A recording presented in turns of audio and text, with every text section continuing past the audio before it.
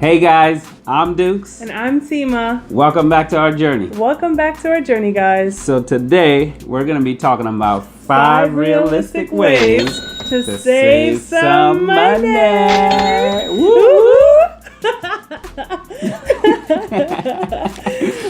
All right, so before we get started, if you're new to our journey, welcome to the family. Make sure to hit that subscribe button. Make sure to hit that bell so that you're notified whenever we post. So let's jump right into it. So the first realistic way to save some money when you're in a relationship is you need to have at least 4 to 5 accounts. If you're single, this still applies to you. You need to have at least 3 accounts. So now let me break it down to you. First 2 accounts is personal accounts. One for Tima, one for Dukes. This is what you use for your day-to-day spending. So your gas money, you're eating lunch, whatever it pertains to just you. Then your third account is gonna be your joint account. That's gonna be like your family account or home account. Or bills account. Bills account. This is the account to where if, for instance, you have a home, your mortgage would come out of. Your car insurance every 6 months, that big check that Allstate likes to take from us. Yeah, Allstate. That's the account that would come out of. And then your fourth account would be your savings/emergency account. This is very, very important to make sure that you have a savings or emergency account. Absolutely. So now, every single check that you get, now, and this pertains to you, everybody's number is going to be different based on the amount of income that you're earning. You want to take a certain percentage and put it into every account according to what it needs. So for instance, my personal account, just for the sake of example, let's say I only need $100 a week in order to, get to work or whatever, right? So I would make sure $100 goes into that account. She needs $200. Let's say she's bougie. She likes to eat out. She likes to go to Red Lobster or whatever. Us girls like shopping. So we're talking about ways to save money, not to spend money.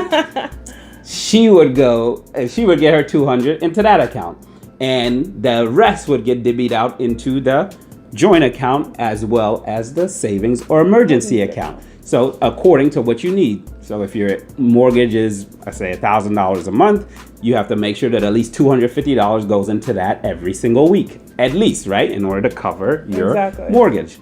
And whatever is left over would go into your emergency/savings account. That's the first way to realistically save some money, is you have to be organized with your money. So number 2 is to do the money challenge. So this is a challenge we do every single year. It begins on the 1st of January when the new year strikes. This is when you start with the money challenge. So what it is 52 weeks. There's 52 weeks in a year.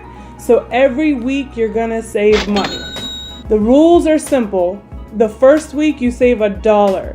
Second week you save $2. Third week you save $3, and etc., etc., etc. By the end of the year, it will be 52 weeks completed, and you'll have how much? $1,378.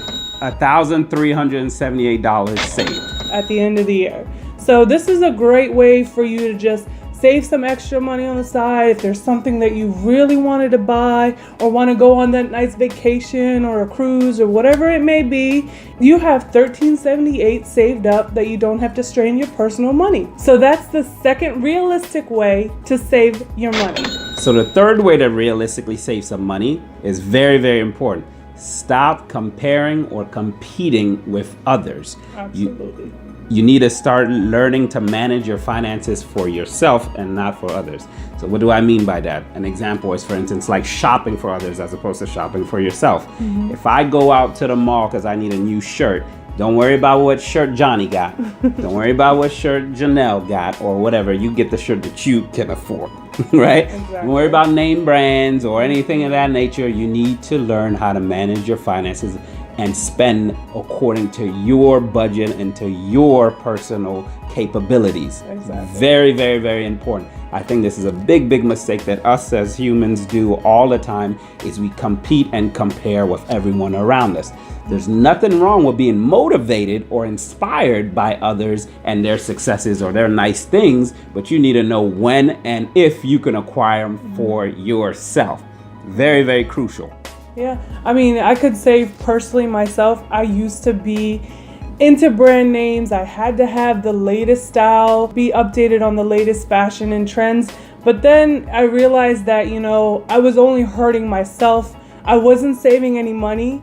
And I was like, where is my money going to? And then I realized I was spending all my money on these brand names that really didn't do anything for me. For me and my pocket and my future, I really had to take a step back and think like, is this really good for me or not? So, definitely that's a huge lesson you guys can learn. Don't shop for others, shop for yourself. Think about your wallet, think about your budget, what you have in your pocket. So this actually leads us into way number 4, in which you can realistically save some money. Prioritizing your spending. If you have something in mind, for instance, you're trying to get a home, you're trying to buy a car, you're trying to do, something that's big, that takes effort, we'll say, right? You have to prioritize that.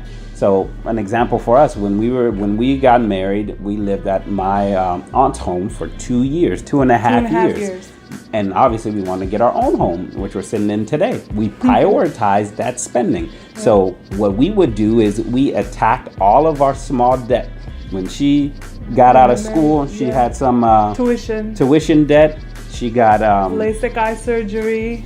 So we had those things that were our priority that we wanted to attack and wanted to just take the burden off of our shoulders. So that's one thing that we did when we got married. So we wiped those debts out as fast as we could. We prioritized it. And then after that, everything that was additional outside of day-to-day expenses went into that savings/emergency account so that we could have a significant amount of money to put down on a home.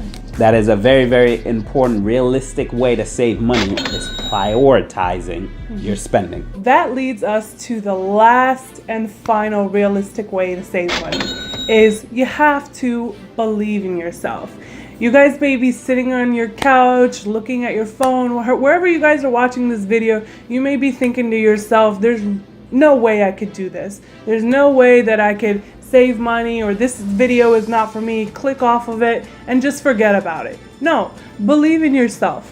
Think you can do it. Have that can-do attitude, because trust me, everybody out there can do this. Everybody can really sit down and look at your finances, look at your goals, and dream big, and you guys can save your money. Absolutely. It's very, very important that this doesn't just become something that you watch and forget about it. No, you have to implement these tips, these realistic ways into saving money. We are not money experts, disclaimer. We are just letting you know what worked for us, and we hope that it could work for you. We know that it could work for you, especially the money challenge. Definitely take advantage of that money challenge. I've been doing it for years now, and it's helped me out tremendously because it's a very easy, slow way to save money. But hey, that's $1,300 that you didn't have extra at the end of the year for you to do whatever it is that you want. So make sure to believe in yourself, implement these tips. Let us know in the comments below what your favorite realistic way was. Make sure to subscribe. Make sure to hit that bell so you're notified whenever we post other videos like this. And until next time, I'm Dukes. And I'm Tima. Take care. Take care.